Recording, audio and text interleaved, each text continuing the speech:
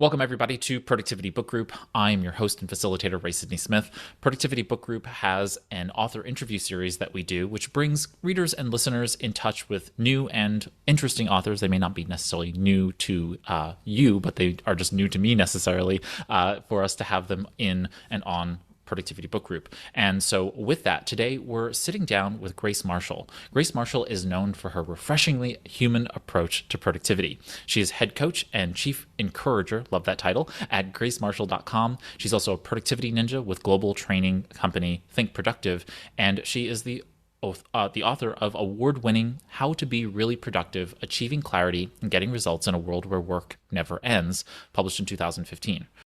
Her new book, Struggle, The Surprising Truth, Beauty, and Opportunity Hidden in Life's Shittier Moments, is available now. Some of you may know, and I'm just going to take a quick divergence here to say that some of you may know, I host several other podcasts, one of which is Anything But Idle. It's a weekly commentary show curating the best productivity and technology news. And in March, for Women's History Month, we created a poll for our audience to vote on the top 10 female productivity, technology, and organization experts. And lo and behold, out of the hundreds of votes, Grace Marshall won first place. So all of our experts are winners, but it's nice to be recognized as number one, of course. And so welcome to Productivity Book Group, Grace. Thank you so much, Ray. Really pleased to be here. Yeah, this is so fantastic to finally meet you, having connected via Twitter and folks telling me about this Grace Marshall who I should know. And then you had this book coming out, and I thought this is really just an amazing opportunity to talk to you and get to know you. And really, in this author interview series that we do on Productivity Book Group, it's really just about getting to know the author. But of course, you have this book out, Struggle. And so I do want for us to talk through it a bit. And I wanted just to start with just, if you can give us a general background, kind of who you are and how did you get to the world of productivity? What led you down this pathway to this strange and wonderful world of personal productivity? Sure. So I graduated from university with a modern languages and management, international management and modern languages degree. So I guess I was prepped and primed for the corporate ladder. A lot of my fellow cohort went into big, corporate names, big names, oil and gas companies, accountancies, consultancies, that kind of thing. I fell into a tiny little startup working in renewable energy. I was the marketing assistant in a team of two, where there was a marketing director who made all the decisions, and then there was me who made everything happen. And what this gave me was actually a very quick learning curve, a very steep and very quick learning curve that led me to realize that that particular type of marketing was not for me. And I had my midlife crisis in my mid-20s and decided on a complete career change. Took some time out to start a family, went through an identity crisis, and then retrained as a coach and started up my own coaching business. So ironically, I now do marketing every single day of my life. But that led me into working with people who were juggling business and family. And too much to do, not enough time. How do we fit it all in was the number one challenge for everybody I was working with. And I had two kids as well, and my business is like my middle child. So it was very much a pressing need for me. I'm naturally disorganized, so I wouldn't have picked productivity or time management as my thing, but it picked me because it was the number one challenge facing all of my clients. So I just started to go, okay, just answer the question, Grace, like, how do we do this? How do we do it? And the more I dived into it, the more I realized, do you know what? It's not just about getting super organized. It's not just about time management. So much of it is about what goes on in our heads. And that kind of psychological side of it is what led me to get really interested in productivity. So that led me to writing my first book, 21 Ways to Manage Your Stuff, the Stuff That Sucks Up Your Time, in 2012. And then that also led me to working with Graham at Think Productive. And I became their first female productivity ninja in the same year. And then the other books. And clearly, one of my strengths is not choosing short book titles. So those of you who are listening to the podcast may not notice this about Grace, but you are of Asian descent. And those of you who maybe don't know me very well, or even if you know me very well, you probably don't know this about me as well, but I also happen to be of half Asian descent. And I'm always curious about how being of, Asian descent really factors into the productivity game because, at least the way in which I was raised, my mother's British actually by upbringing, and so it's really interesting to be an American with an Asian mother who also happens to have been raised British. So it's just for you, having grown up, British or English, I'm not sure which, but growing up that way and kind of experiencing your own Asian heritage. How did that really factor into your own perception or view of productivity?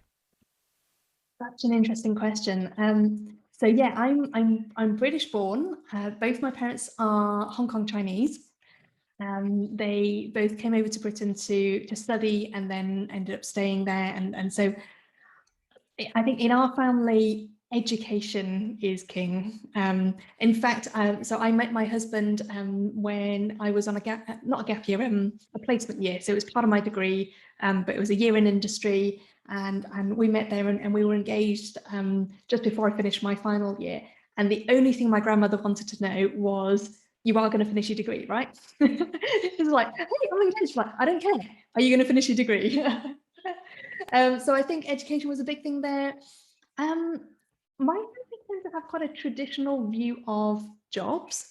So there are, it's kind of doctors, teachers. My dad was a consultant environmental engineer. So I think they weren't quite sure what was going on when I quit my job and I then went into coaching and started up my own business. I think it's not until I published my first book that my dad went, oh, okay, she's an author. I know that one. How about you? How have Yeah, you there found are it? definitely binaries, aren't there? I think you and I shared the same grandmother because all my grandmother could talk about was, your education. What are you doing about your education? And making sure that she had five daughters, and inclusive of my mom, and so all she wanted to do was make sure that when she came to the United States, that all of her daughters got educated, and two PhDs, multiple master's degrees among them. She just wanted to make sure they were all set for life, and that meant education. And so I really appreciate you sharing that insight into your background and history, because I think it's interesting just for everybody to understand that we all grow up with different perspectives on productivity, and the perspectives that we have on productivity are indelible in many ways, and they make their way into not just our work but our work with others and the way in which we perceive the world. And so that takes me kind of my first question here. I like to ask authors about this who are in the productivity genre about how you define personal productivity, because you do this in your work and on your website and elsewhere. How do you define personal productivity so we're all kind of on the same playing field in terms of how you see it? Yeah, absolutely. I like to say, often people think about productivity as efficiency. And sometimes people go beyond that and think of it as effectiveness. So efficiency is doing things faster, doing things better, but effectiveness is doing the right things. But I would go a bit further and say, actually, I think it's about the whole work-life experience, because I think it's about doing good work in a way that does you good, as well as the good that you do out there in the world. So for me, productivity is as much about how do I feel when I'm working, and how is this experience for me. So things like work, I don't like using the word work-life balance, but yeah, that work-life experience, our life at work, our life outside of work, and the whole thing around burnout, for example, that fascinates me when it comes to productivity, because if you see productivity is just about getting as much stuff out there, that's the quickest route to burnout. Right, because there's nothing recharging you, right? And I frequently talk about this notion of rejuvenation, right? And rejuvenation is such a strange thing to people, but I always say that it's actually the expending of energy that helps to recharge you, right? Because if we're just talking about rest is just you sleeping, right? Rest is you not being inert, right? And your internal world is doing a lot of stuff. Your brain's working when you're sleeping and resting and so on and so forth. But rejuvenation is this activity of really doing things that help recharge you. And so I love that about your perspective on that matter. Let's dig into struggle, the surprising truth, beauty, and opportunity hidden in life's shittier moments. And let's talk about what led you to write a book about struggle, of all things, struggle. And I think that it's a fascinating topic just generally, and perhaps how you see them different from, say, other terms, whether in psychology or outside of psychology. Angela Duckworth, another, great Asian researcher out there in the world, and she is, all about grit. And we hear resilience and perseverance. So can you tell us a little bit about the history of what led you to write the book Struggle and why this topic? Yeah, so for me, this was a topic that just refused to go away. It felt like it was kind of on the periphery of productivity. And it always felt like a taboo because, in the world of productivity, the kind of conversations that I have with people, when they start saying, I feel like I'm struggling, that's almost people's way of saying, I don't feel productive. So it's almost seen as the opposite of being productive. But I don't think that tells a full story of struggle or of productivity. Because actually, when you come to think about it, sometimes when things go wrong, when something's not working, when there's a crisis, when there's a global pandemic, yes, that can have a negative impact on productivity, but it can also open up doors to innovation, to creativity, to better ways of doing things, because the way our brains work is we're wired to, we're biased to the familiar. So, that's why we like routines, because it's like, oh, I know how to do this really, really well. And so I can refine that routine. I can get efficient at doing that.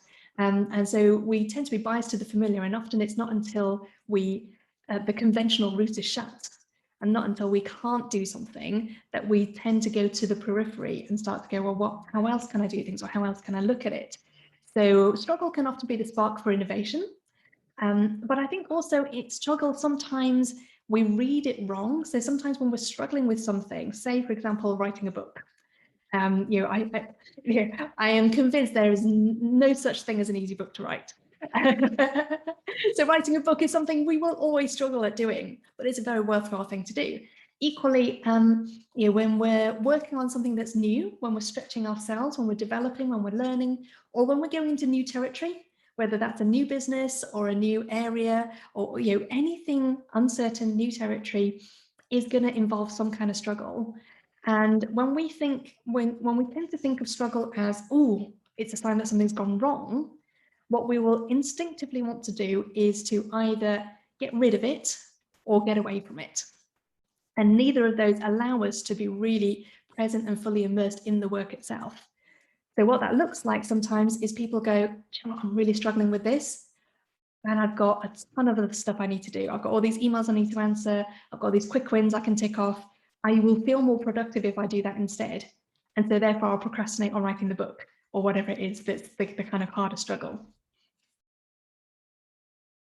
You see struggle as a symptom or a cause in the pursuit of productive ends? Like, do you see it as its own productive component, like its own thing that we should do as a part of being productive people, or do you see it as kind of a symptom or a cause in that sense? I'm curious where you're kind of placing these things in the book.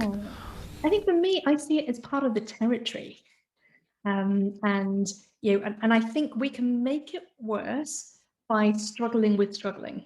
So we can, if we feel like struggle means, I think it's to do with the meaning that we attach to it. If we feel like struggle means that there's something wrong, or there's something wrong with us, then we make that much harder to get through that territory. It's almost like we're kind of just going eyes shut, hold on as fast as possible, just try and ride my way through, or run away from this particular stretch of road, as it were. But actually, I think there is a lot of, I call it treasure in the book. There's a lot of treasure that we can find on that road if we can go through it with eyes wide open. So I don't know if it's a cause or a symptom, but I think it's part of the territory. For years and years, I have had this quotation in a myriad of places in my world. It's by Harriet Beecher Stowe, which is an American writer and abolitionist. And she wrote, quote, "When you get in a tight place and everything goes against you, till it seems as though you could not hold on a minute longer, never give up then, for that is just the place and time the tide will turn," end quote. And it's so funny. When I was reading your book, I was just immersed in the concept of struggle.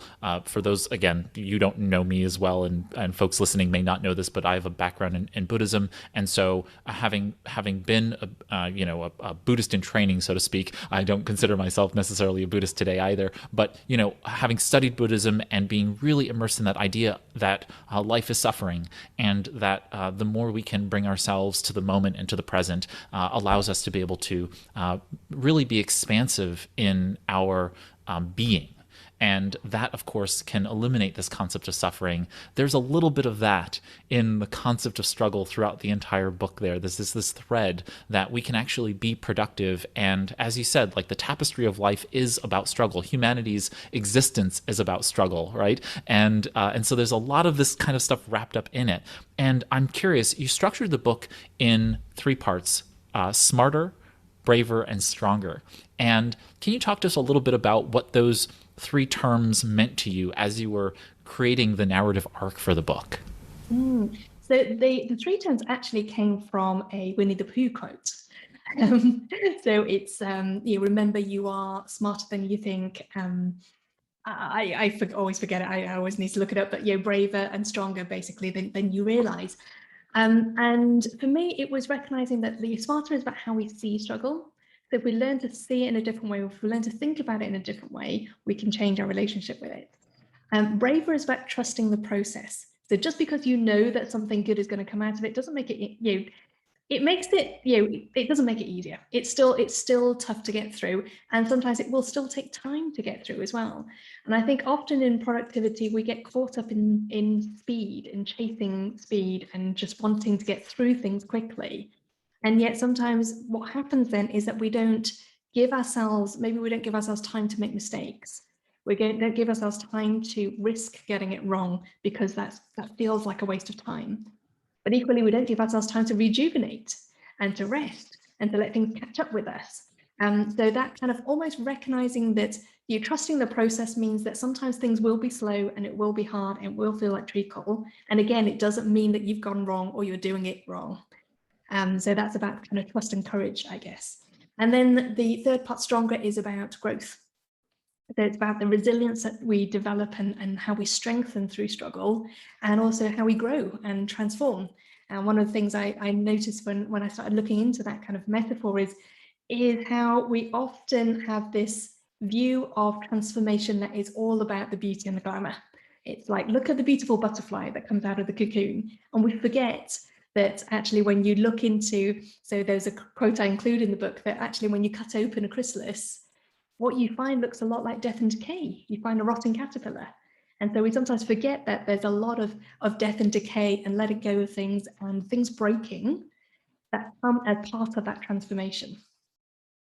Yeah, and a lot of our world is mundane and also struggle that people don't see. I think especially with social networks today, on Facebook, everybody has kind of their front end world that they're sharing about their life. Everything is great and wonderful and good on the external side, but behind the scenes there are like, yes, I sit on the same toilet and I wash the dishes, and there is drudgery along with all of this. And kind of in the Stoic perspective, if you enjoy those moments, fully immerse yourself in those moments, they become less struggle. They become more interesting. And it's not to say like out of body experience or anything like that, but there is this idea of the observer concept, right? Like you become a third party observer of your own work. And if you are observing yourself working and really involved in things, then you become kind of almost enjoying the things that you're doing. And I hear that kind of sense in the book, that is, struggle can be a knife that cuts both ways, but you can use it and sharpen it to your own effect in a way. And I really like that notion. People should read the book, but I want to dive into a few components within the book. You talk about the idea that you learned about productivity and were interested in it from kind of the mental, emotional perspectives, kind of what's happening on the inside. And so you talk a little bit about the fight or flight response, and I'm curious why that came up for you, how you saw it as struggle being another way, kind of this third way for you. And can you explain that for folks who are listening? Yeah, absolutely. So I think instinctively, because we see struggle as a taboo, because we see struggle as a sign of wrong, that something's wrong, we often respond to it with a fight or flight response. That's kind of our first response. It's like, and I basically call it, oh shit, like, oh shit, something's happened. And fear will basically say, oh shit, something's happened. But actually, if we can come out of that fight and flight response and go into curiosity mode, curiosity will look at that same thing and go, oh, something's happening. That's interesting. And so fight or flight, basically, what it does is it just puts us into a very limited perspective, because in that moment, there is a threat and we need to decide, do we fight this threat and overcome it, or do we run away from it and make ourselves safe that way? So either way, there's a threat and our goal is to make ourselves safe.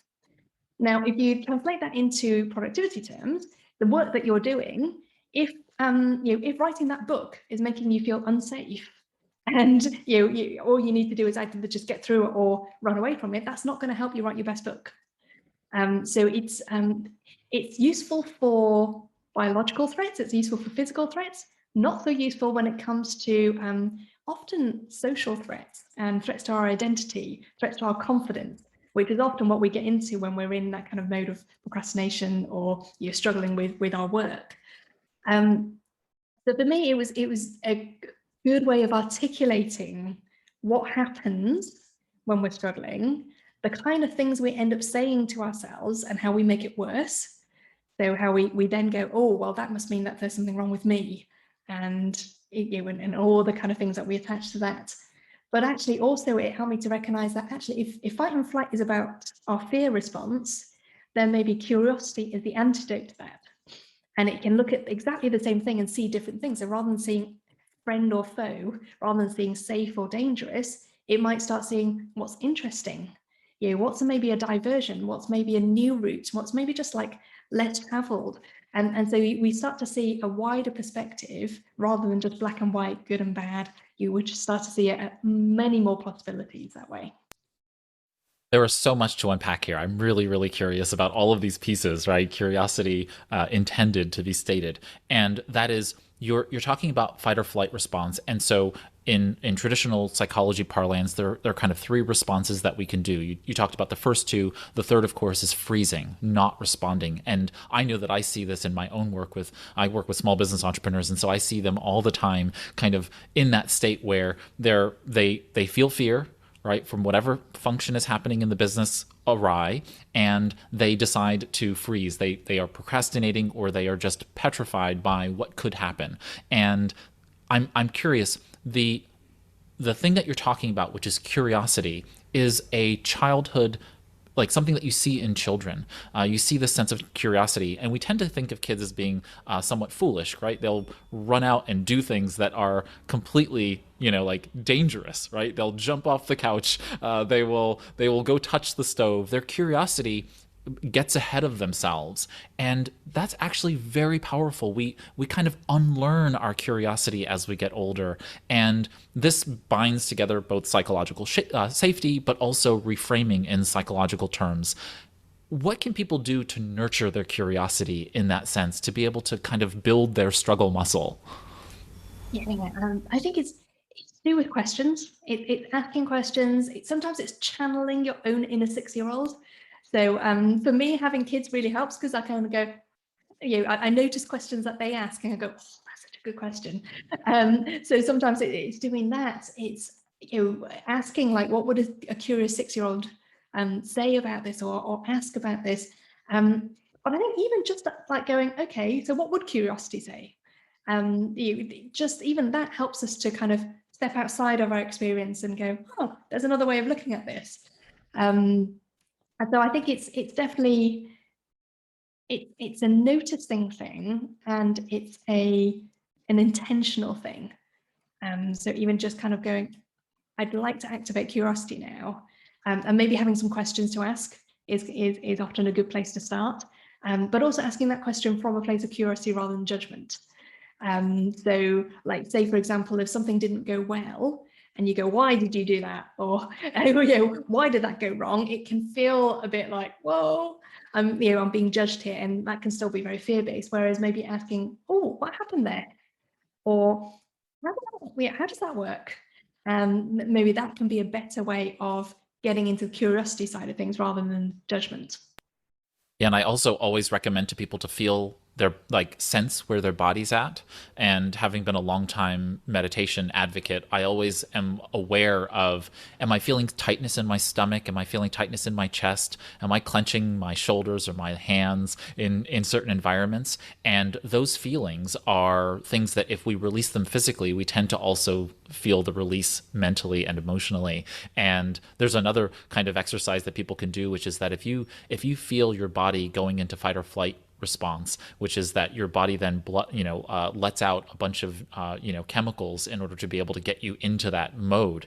If you just literally feel that sensation, it's actually the same sensation you feel like when you're super excited. It's the same response. So worry, anxiety, and fear-based response is almost identical to the joy, elation, excitatory response. And so we can kind of use those things to our effect. And so I love your suggestion about having some mechanisms to be able to like ask ourselves questions and be aware of those things, be aware of your body and where your mind is at those times as well. I think is a great component there. You talk about, oh, go ahead. Just from what you said there, I think asking ourselves, like, what does this mean and what am I making it to mean? Can often be the difference between, is this fear and anxiety or is this excitement and joy? Because it's often our belief about what's happening to us that changes what that looks like. So I had exactly the same that kind of situation with my daughter and some of her friends when they were doing a running competition, and one of her friends was like, "I've got these nerves, these butterflies in my stomach," and I said, "That's great, because that's your body preparing you for this race, so you can channel that energy into your legs." She's like, "Oh yeah." And all of a sudden she wasn't worried anymore, because originally it was, I'm feeling nervous and I'm worrying that that means that I'm not ready for this or I'm not cut out for this. But if I go, oh, I'm feeling all these feelings and that means it's my body preparing me to do this, but that's fine. I don't have to worry about it. So yeah, that's a great way of kind of shifting it from anxiety to excitement. Yeah, or if you're not struggling, then you're not doing it right.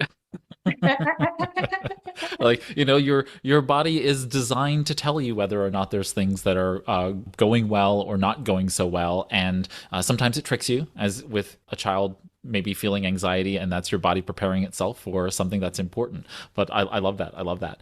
In the book, you talk about the idea of chaos and control and the binding of those two pieces. I'm not sure that they're necessarily polar opposites, but can you talk to me a little bit about how chaos and control connect to each other?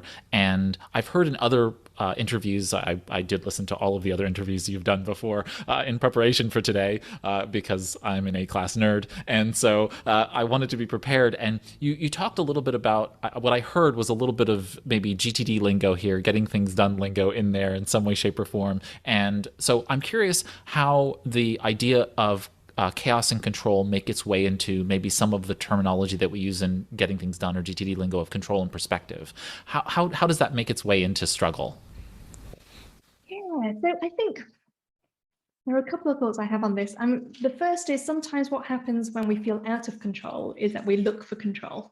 So in the book, I talk about the toilet paper moment. So the moment in the pandemic where there's this virus, nobody knows anything about it. We're pretty sure it's not a stomach bug virus, and yet the response is, let's go out and buy toilet paper and make sure we don't run out of that. And I think that we see that a lot in different guises, in different ways that we work, that we respond to things, is that we often go, I don't know what I'm doing here, or there's something uncertain, ambiguous, there's a sense of chaos, there's a sense that I'm not in control, and I feel like I need to be, so I'm just going to go and grab something I can control. And sometimes it's something as silly as toilet paper, but sometimes the thing that we go to control makes everything worse. So it could be in a tricky conversation where we go, hang on a minute, you're not listening to me, so therefore I'm going to try and make you, rather than, oh, something's not right, we're not understanding each other, maybe I need to listen more. So I think there's definitely something around us feeling like we need to have control that can sometimes come and be unhelpful. And so one of the things I talk about in the book is, what if we don't see chaos as something that needs to be controlled? What if instead we see chaos as potential, as untapped energy? So there's a whole lot of energy there. And yes, it can be scary. It's a bit like a storm. I can't control this. But what if there's a way of seeing the beauty in that and the energy in that and going, well, how do I channel this rather than how do I control it? So one of the stories I tell in the book around that is a lady called Elaine who has a child who had lots of various learning difficulties, various neurodiversity, and a lot of his childhood felt like a real struggle of trying to contain all of these elements that were part of his personality. And a lot of what he went through in schooling was all about control, trying to control his behavior. And actually, when they started looking at it differently and started looking at how do we help him to thrive, rather than how do we control him, then that completely changed how they interacted with him, the environment they created for him, but also changed how he understood his behavior as well. So they started to understand that his behavior is communication rather than something to be punished or controlled. It's so funny. I'm a big fan of Arthur C. Clarke, and in Profiles of the Future, he's often quoted as saying, "Any sufficiently advanced technology is indistinguishable from magic." And what I hear you saying is that chaos is like magic. We don't necessarily see its true intelligence, and so we then try to control it, try to tame it, and in reality that is not quite how it works. And it's funny because I tend to talk about chaos and things that are kind of out of control. Life is messy, I usually say, and you just have to learn how to navigate in that mess. And it sounds a little akin to what you're saying here in Struggle, and I really appreciate that. It's something that I can manage when I know that I'm not supposed to control everything.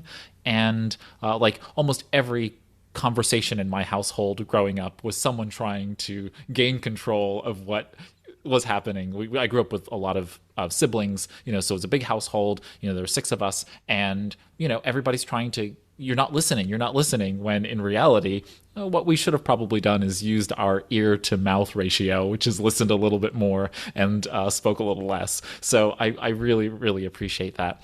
Is there anything that we haven't talked about yet that you wanted to talk about as it relates to Struggle? Was there any other piece in the book where you felt like this was really just such good stuff that you wanted to share?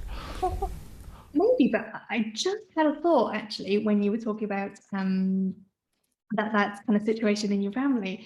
And it relates back to when we talk about fight and flight, and you said the third thing is freeze. There's actually a fourth one as well, which is fawn. And it's basically the people-pleasing gene. And and it's so interesting that sometimes actually that's our response to fit in and to toe the line and to kind of shrink ourselves down in order to not make waves and not to create that chaos. So maybe there's something around that, actually recognizing when we're doing that and not being afraid of our own chaos, not being afraid of like the bits of us that don't fit in and the bits of us that are too much or not enough, and kind of actually if we make space for that, how much brighter we can all shine individually without feeling like we all have to conform and all fit into these neat little boxes.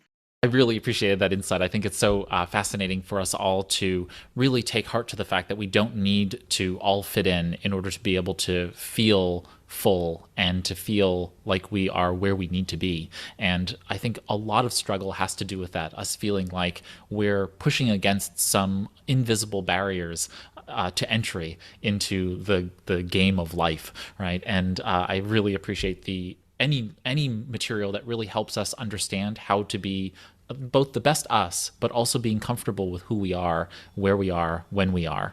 And so I really appreciate you joining me here on the show, Grace. How can folks keep up to date with you, learn more about you? I'll put these links in the show notes so folks will have links to them. But if you could just tell people who are listening how they can keep up to date with you.